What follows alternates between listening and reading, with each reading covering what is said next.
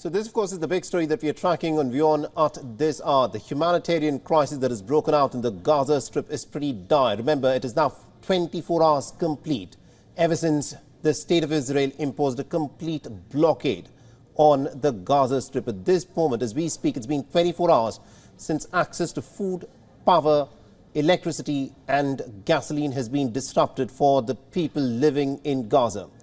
And at this moment, as we speak, an unprecedented 300,000 forces have been called in by the Israelis, and they are beginning to surround the Gaza Strip, is the latest information.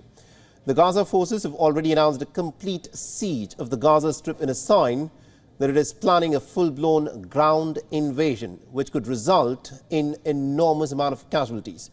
At this moment, the fatalities as they stand, 900 people have been confirmed as dead in Israel, while at least about 700 people, including 120 children, have been killed in this relentless campaign of air bombings that are being carried out by the State of Israel.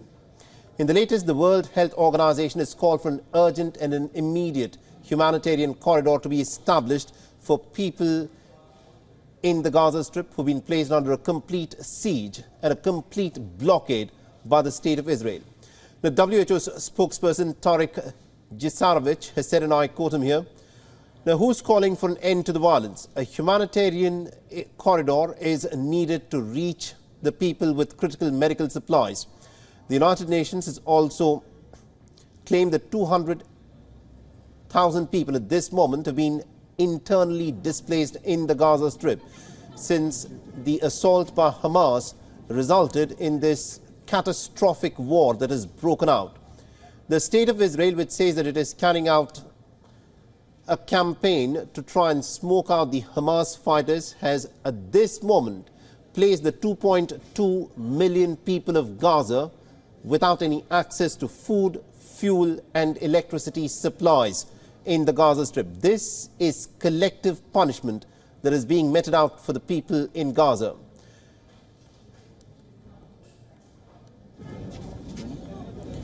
And also remember, Hamas has put out a statement saying that if Israel carries out bombings of any civilian structures without adequate enough notice, then it will execute one captive. That is, out of the 130 people, 130 Israelis, both soldiers and civilians, who have been captured by Hamas, one of them will be executed every time Israel resorts to carrying out a bombing of a civilian building without adequate notice for people to in fact vacate it. The Israeli forces have now reacted to this. They have said that this will, of course, not make things better as the situation stands. Israeli authorities believe that women and children are amongst the 150 hostages that at this moment are being held by Hamas.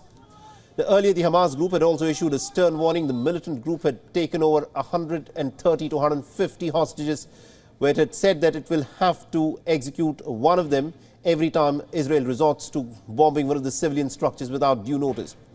Now, just moments ago, the Israeli Air Force has said that it has airlifted hundreds of Israeli troops who were abroad across Europe to fight against the Hamas at this moment. These are images of the Israeli soldiers being brought in from different parts of Europe. The military has said that heavy transport planes flew from various countries in Europe to bring the off-duty soldiers back. Earlier, the Israeli army has said that at least about 1,500 bodies of Hamas militants have been found inside the territory of Israel around the Gaza Strip. Now, this, remember, is a pretty big number, and it has not been accounted for in the casualty count that is being put out officially. 900 Israelis have been killed, 700 Palestinians, including about 120 children, have been killed in this relentless campaign of air raids that the State of Israel has resorted to.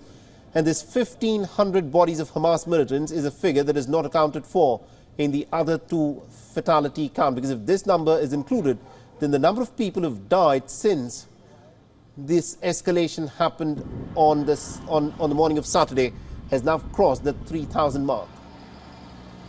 The statement has further added that Israeli forces have more or less managed to restore control of the Gaza border, and moments ago a dashcam footage has emerged that has captured the moments of horror as people fled from the site of a music festival, a rave music party called Supernova, which came under attack by the Hamas fighters, remember, on Saturday morning.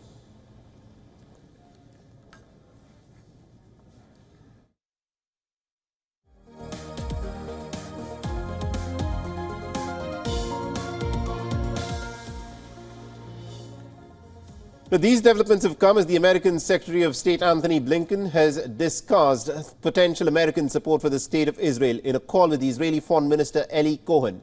Blinken is emphasizing the efforts to secure the immediate release of all hostages, but that is not where the key American help for Israel is coming in.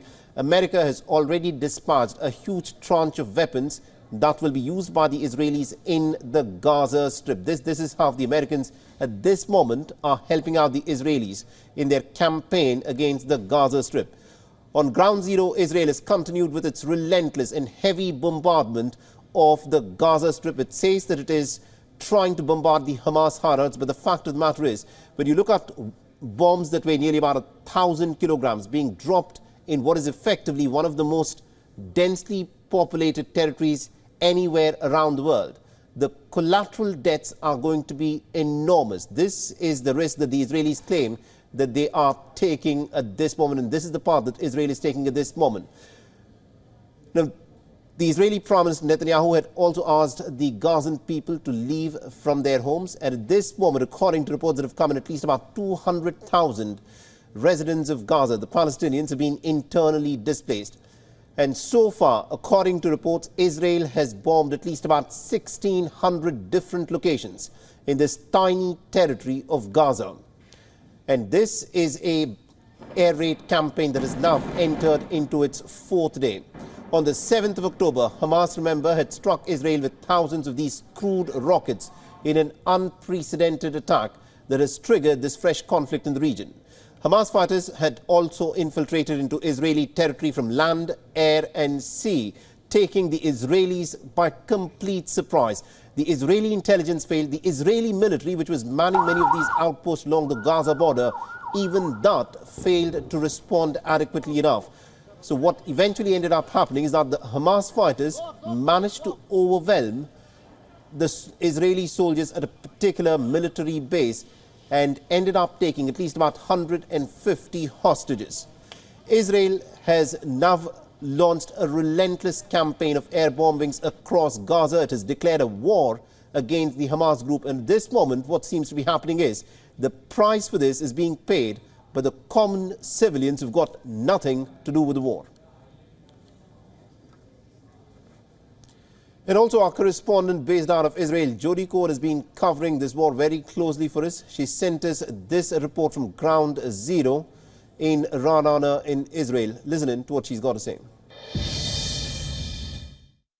In the latest, there are 35 Israel Defense Force battalions deployed at the Gaza border, and the IDF is saying that they're carrying out new strikes in Gaza. This is in response to the up to 150 people who've been taken hostage by Hamas and the thousands of rockets that have been fired from Gaza into Israel. And that rocket fire is still ongoing, with rockets fired at southern Israel multiple times on Tuesday, and Israelis now near the Lebanese border in the north, heading further south to safety as well. Now, the IDF is today telling up to 100 Israeli families that their relatives are being held hostage by Hamas. I spoke with a citizen of Ireland earlier about his missing relative, and he's calling on the Irish government to get involved. And this afternoon, we can expect to hear from families from the US with missing loved ones who are calling on President Biden also to get involved. We can expect to hear some more stories like this over the coming days, as well as stories of Palestinian civilians caught up in the strikes in Gaza. The World Health Organization now calling for a humanitarian corridor into Gaza. This is Jody Cohen for WION World as One. WION is now available in your country. Download the app now and get all the news on the move.